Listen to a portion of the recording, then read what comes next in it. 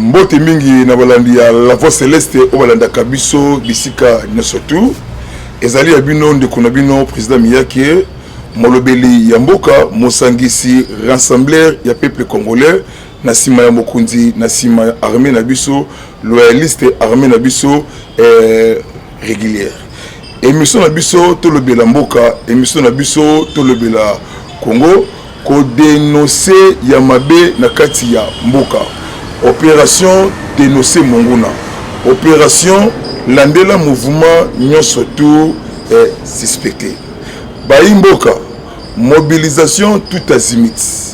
Mobilisation populaire face à l'agression rwandaise, face ya batu oyo balingi mboka na biso ebongata. Soi-disant les opposants étrangers na mboka na biso Congo bazali ba mercenaires, bazali ba missionnaires ya communauté européenne, communauté américaine, surtout les pays limitrophes.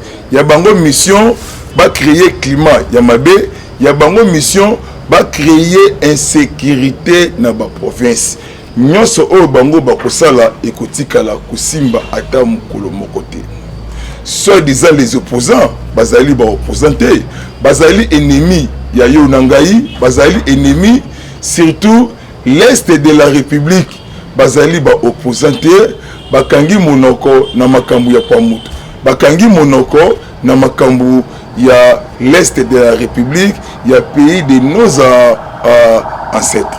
Actualité politique ya mokonzi mboka ezali actualité politique ezali dominée na voyage ya mokonzi mboka na Chine. Baimboka oba mesana kolanda ngai, oba mesana kolanda ngai na Congo, na planète nyonso tout libanda ya mboka ya Congo. Ce qui fatite l'est de la République divisé na 4 morceaux. Ce qui fatite pays de nos ancêtres balikanisés. Hippolyte Kanambe envoyé au batinda qui est aya ko balikanisé. Fati Nzambende atindie aya ko empêcher balikanisation ya Congo. Voyage ya Fati na niveau ya Chine. Et ça li tremblement de terre. Boulou yekekoti na tous les départements d'État américains. Na tous les départements d'État non surtout européens, départements d'État britannique. Mokonzi mboka azali na sagesse ya makasi. Facha tambolaki na ba pays Amérique, na ba pays Afrique, na ba pays européen pour na partenariat gagnant-gagnant bino 50 biso 50. Bayoki basali sambla. États-Unis abengi biso partenariat privilégié, il y a lokuta, il y a escroquerie, il y a mutema mabe, il y a jalousie contre nation congolaise, contre bantu congolais, baimboka, Amérique, Akita, Amata, déjà à tomber, mais yé a mis évité. C'est la première fois dans l'histoire. Il y a président chinois, il y a un président d'Afrique, il y a un président congolais, un grand politicien génie, il y a Afrique, l'homme à la taille de l'Afrique, avec une sagesse de Dieu, avec une diplomatie agissante. Oya koisi bango bazali koyebate. 21 coups de canon, fanfare. Les enfants chinois va saluer les deux chefs d'État. Défilé militaire, 21 coups de canon. Accueil moko très chaleureux. Bayambi mokundi yamboka. Passation ya signature. Gagnant-gagnant, partenariat historique, partenariat ya solo, partenariat privilégié. Ezali Congo, na Chine, na secteur nyosotu, na mosolo ya dollar 150 milliards na ba domaine nyosotu. Et ça li motema passe. Et ça li boulou yeke motema mabe na isa Amérique, ceux qui okosanza état libisoté mais okosanza te. La précipitation politique des États-Unis a tombé.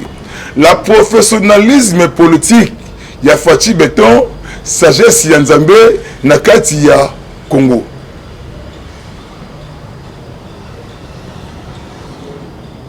Sénat américain bauti ko siéger pour na voyage ya Faci na Pékin.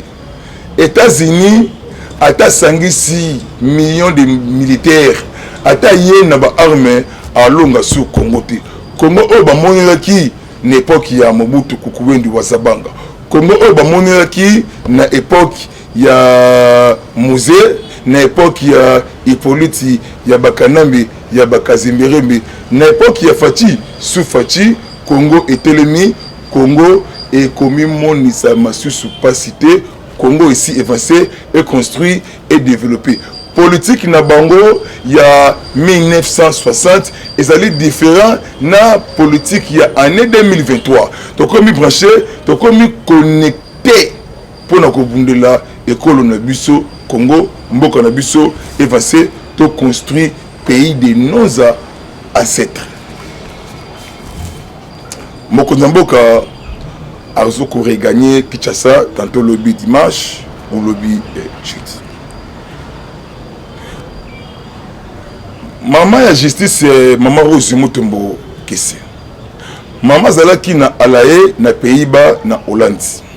Maman outi ko déposer plainte contre armée rwandaise au Tebi na Kombo RDF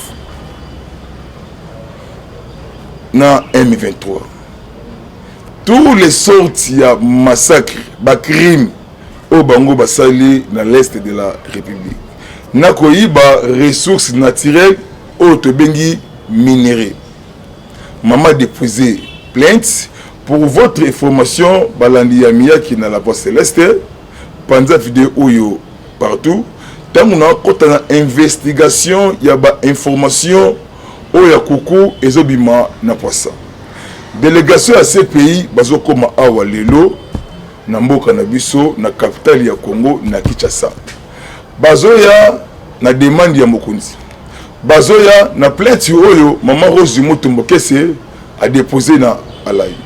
Bazoya po ya ko installer tribunal pénal international babengi yango TPI RDC, rapport de mapping o ba publié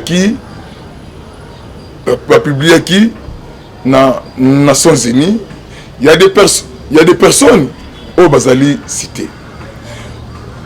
Quartier na bango ba ko installer na quartier na bango au Baponi ezali quartier ya GB na commune ya Gombe. Arrestation pa yebike kombo na ye ezali akende ko justifier na makambo oye asali. C'est sanga delisi ex-rebelle RCD Goma oye kambamaki na Azarias Robero kombo na ye iza nakati.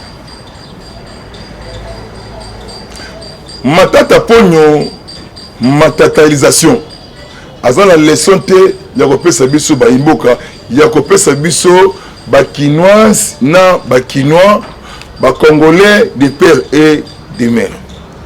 Bangone bazoluka ba créer climat ya mabe. Bazali na ba agenda caché, bazali na ba plan ya mabe. Ba planifier déjà na terrain et aussi mbate pourquoi la professionnalisme politique ya IDPS ou abundela kimboka oyo na 38 ans na opposition. 4 ya pamba ba stratégique na bango nyo surtout to kangi yango na 4 coins ya mboka. Matata ponyo alinga kilobi akende na kwangu. Après kwangu kenge kei kikwiti. Ba péché abimati. C'est ça le professionnalisme politique avec sagesse de Dieu. Batu oyo bazoluka ba crier mabe, ba créer insécurité pour ba perturber processus électoral. Élection belle et bien en 2023. Bango bazobanga pourquoi? Parce que ba préparer quitter élection. Bango balobaki ba repesa Faci ata un jour té. Bango balobaki baokete élection ka bango moko tokende élection mais Denis Kadima abongisama mpona mais wana ezali bêtise ezali mpona kotromper opinion congolaise. En 2018 bino boboyaki machine à voter biso toseptaki machine à voter tozalaki branché et connecté mpona kozwa pouvoir koconstruire kodévelopper nation congolaise.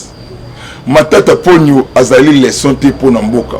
Matata Ponyo azali na ba problème sérieux, azali na ba dossier ebele. Crime contre économique oyo asali na kati ya mboka Congo. Mutakomisi boma désert, c'est Matata. Mutakomisi mwanda boma Matadi, Kimpese, c'est Matata. Soka zalaki homme sérieux. Parc agro-industriel Otobengi Bukangalonzo.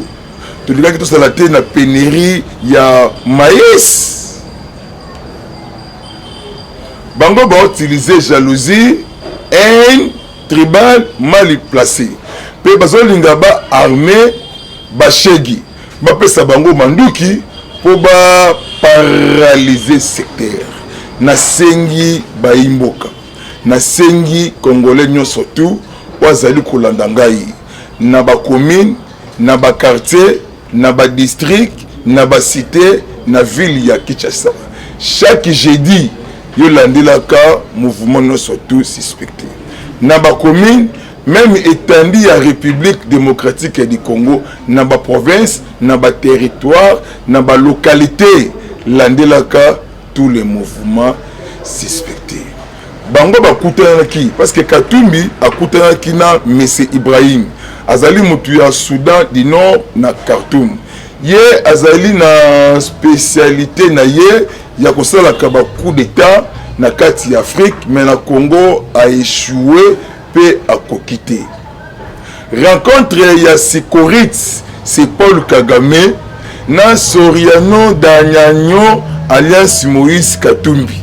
Bakutanaki na Kenya les trois personnes Kagame, Moïse na Ibrahim. Bapesa qui est mission à kende ko déstabiliser, à kende ko créer insécurité dans la province. Merci na docteur Guy Bandu, gouverneur ya Mayele, ou azali na vision ya chef de l'État. Tango ba péché Soriano à côté de Congo central. 4 à 5e jour, Matata c'est matatalisation. Alingaka kende kwangu, akende kenge, akende kikwiti. Zela siko na fongola bino révélation parce que moi miyaki je suis Ranger. Ranger ya investigation.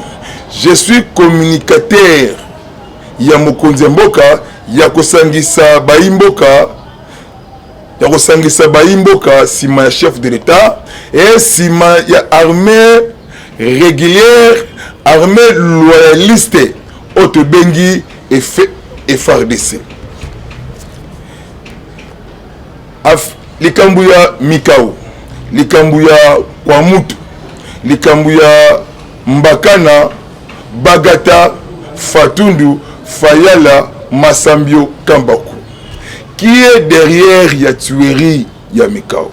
Mais ezali vérité, c'est ça la dénonciation politique. Mutu azali na base nyonso tout ya tuerie c'est Kabila. C'est Kabila à la base ya tuerie ya kuna. Journaliste belge na kombo ya Colette Brackman. Colette Brackman a outi ko tweeter na WhatsApp na ye abimisi article moko pour na Congo. Alors puis le vrai cible ya makambo salama na Mikao na Kwamutu na Mbakana na Mai Ndombe na village Yankana, c'est Joseph Kabila, soi-disant ancien président. Moi Mia qui ai fait la politique pour dénoncer les uns et les autres. Il y a beaucoup de chefs coutumiers au Kabila pour l'intérêt naïf.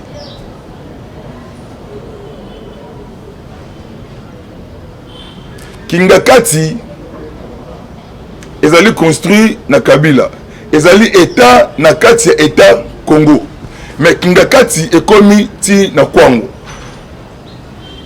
Kingakati ekomi ti na Kwango 5000 km² ezali mboka mobimba. Okomisi yango kuna na intention nini, o créer nini, o sala nini, o tia nini. Les assaillants o bazali koboma batu na kwa mutu bazo uta na Kingakati basali événement babimi bazongi na kati. Même Kagame ya de Rwandais bazali na kwa mutu Fatundu Mikao. Sosi na bango balingaki bakomisa bitumba na porte ya Kinshasa. Professionnalisme na biso ba communicateur ko dénoncer bango. Merci na ba JR nde bo neutraliser ba milice ya base Mobondo.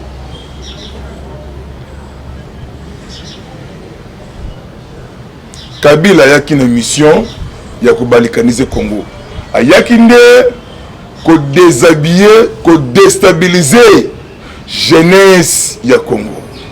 Jeunesse ya Congo mboka mobimba to manipulaka te, mboka mobimba to pesa Fachi confiance, Fachi eza Nzambe, soki Nzambe te Congo oyo ebungi, Congo oyo ekomi pays ya batu mususu, mais Nzambe likolo aponaki Fachi meilleur choix na ye na kati ya Congo, akoisa domination, détermination ezwa espace.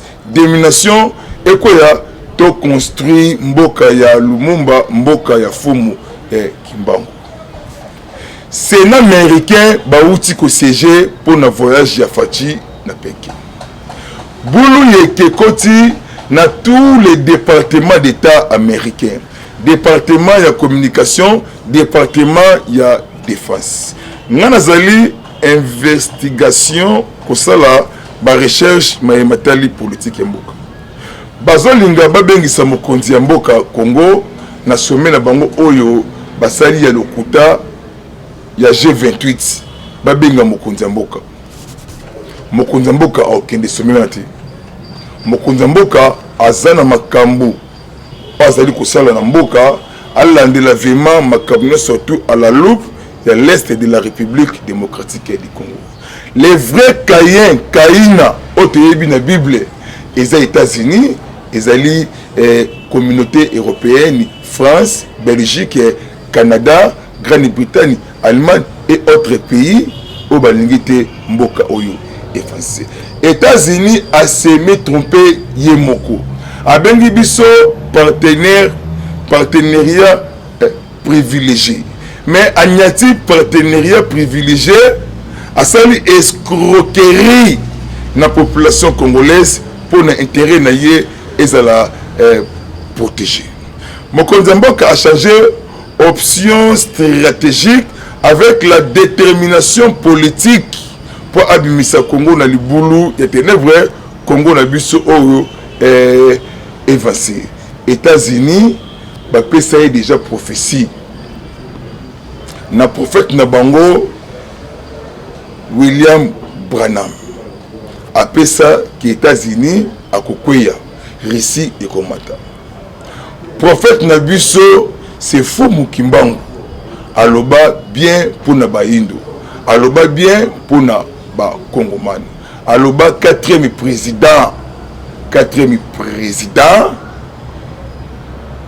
bakobundisa ye bakolonga ete yende akopesa biso indépendance spirituelle. Matondo Fumu Kimbangu oyo lobi elati nzoto yango yo ekomi kosalama. Président chinois ayebisi ba congolais boye bobosana histoire ya M23. Chine azali membre permanent ya Conseil de sécurité des Nations Unies. Azola komema pe na kati ya l'est de la République démocratique du Congo. Président chinois abakisi lisusu alobi mois de juin dollar ekolia malisu souté na ba pays surtout ya Asie. Monnaie à domination et quoi? Monnaie à détermination de aussi la libre échange na mikili ya Asie na mikili ya Afrique. Mutu amemi États-Unis na libulu Joe Biden. États-Unis précipitation na ye est tombé. États-Unis azota la Congo na fenêtre na France na Grande-Bretagne. Koloba français anglais ezali te synonyme ya mayele. Mayele ezali mutu, mayele ezali sagesse, c'est ça la politique. Mokonzi mboka azobanga te. Mokonzi mboka akei po na revisitation contre chinois. Soi-disant ancien président et y a qui na mission ya mabe contrat du cercle Teke Fungurume, Jekamine, ex-gouverneur ya grand ancien gouverneur ya grand Katanga, c'est Katumbi Moïse, Azan na ba dossier ebeli. Même Imatata Pogno, Azan na ba dossier ebeli.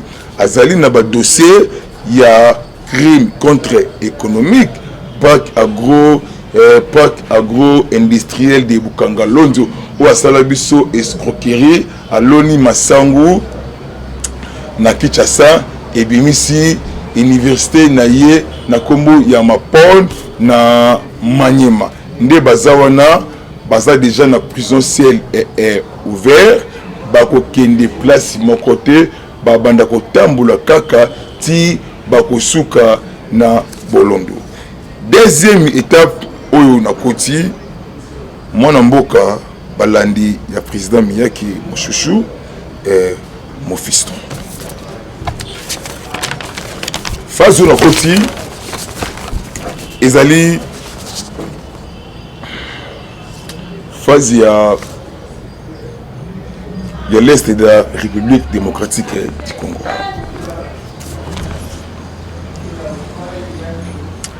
Sept pays, il y a G7. Sur 7 pays, parce qu'il y a 5 pays, na Japon, na Tokyo. Les 2 pays, Chine, na Russie, bazala quitté. Bon, bango bazali na politique moko ya hypocrisie. Joe Biden a parti à Tokyo. Shiris Naki, premier ministre britannique, Fumio Kishida, premier ministre japonais et autres pays. Selon Bango Balobi, le M23 quittait immédiatement, respectait intégrité territoriale et frontières. Les 2 parties prenantes vont respecter fait des routes. Ezali hypocrisie. Bangonde bazali na sima ya terroriste di M23. Bangonde bazali ko armé, ko financer, ko pesa bango ba itinéraire pour baluka ba créer terreur na kati ya mboka Congo. États-Unis auti ko solula na Uganda. Na Rwanda à partir de l'élo le 27, Tilobi le 28, Batake Vili Yagoma. Parce que les États-Unis, déjà à comment déjà n'a pas pu naïe, ceux qui aiment 23, dans le but ceux qui aiment 23, à Vili Yagoma, Bango, Bako Belela, Bako proclamer Yango, Vili Wane Komi, République des Royaumes et toutes, ou République de toute land, wana complot ya américain. L'EAC azali soutenu les États-Unis. M23 soutenu les États-Unis. Rwanda, Uganda et autres limitrophes pays bazali soutenu les États-Unis d'Amérique. États-Unis a semi-trompé. Précipitation na ye ezo quoi isaye sans le savoir. Biso to kanga maboko te. Mobilisation kobanda lelo kobanda dimanche. Lisu likolo ya lisu. Ba service na biso ya mboka machine ne surtout ezala efungwama. batterie surtout ezala en marche. Ezala en marche. Calme précaire. Et ça l'a mis quelques jours, tuerie, viol, attaque ezala quitté. Tango kaka mokonzi ya mboka a commis na Chine, deuxième jour, armée rwandais a outil ko déployer RDF bar M23 na ba axe nyonso tout na Kilori rue Burai Bunagana na Masisi na Ruchuru basangani na 3 armées bazui armée somalien bazui les Chebab bazui armée soudanais complicité ya armée kenyan na l'EAC. L'EAC a commis qu'on facilité na ye les M23 bauti kotake FARDC na Nirangongo mais bakutana kina professionnalisme militaire repli stratégique ya FARDC ko calculer ba anglais bande kona biso otobengi ba résistant de force autodéfense ba neutraliser quelques éléments neutralisés ba munitions ba armes na ba effet militaire oyo bande kona biso ba résistant ba récupérer et FARDC à neutraliser guerre oyo trogani yango vous êtes déjà ba victorieux. Kagame a semi trompé époque ya Kabila ezate ndenge moko na époque ya Fachi aye na détermination surtout parti wana oyo bitumba oyo place uta toyebati place bitumba uti nde place bitumba ekosuka soki M23 azalaki makasi alingaki azwa Congo mobimba depuis époque ya Kabila parce que ezalaki je Kabila na Kagame mais Fachi aye na jeté Fachi ayende kokweyisa nyonso tout bien ekota na kati ya mboka na biso awa Congo. Dispositif militaire mis en place na ba axe nyonso tout na Goma na Tongo na Nord Kivu Chine na Belgique na pour na Chine. Pourquoi na pour na Chine?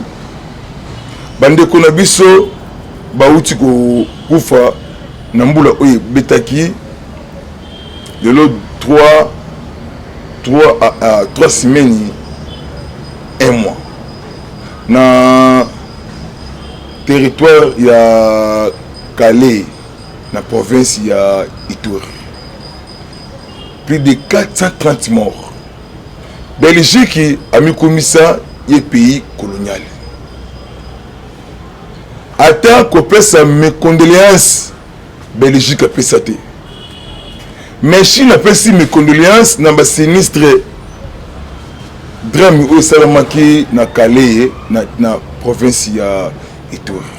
Chine a outil ko débloquer lobby et il y a $1 million américains pour na sinistre ya Calais na province ya Ituri et il y a $1 million. Belgique hypocrisie.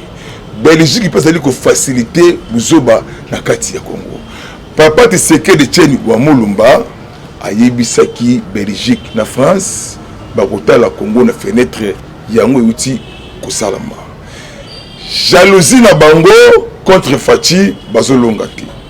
Tribalisme na kati ya Congo bazali kusala mais ezali kusimba te. Balandi na ngai bo s'abonner bo panta be formation oyo nyonso tout bayimboka bazwa. Tebe zali ngonga ndeko na ngai John Machine Mabende atela ngai ngonga à partir de lelo émission na biso to le bilamboka na semaine moko 3D na banda ko leka nyonso tout ekindi na pesa bino ba avancement na kati ya mboka na biso ala Congo basalinga sina tikalina na 5 minutes.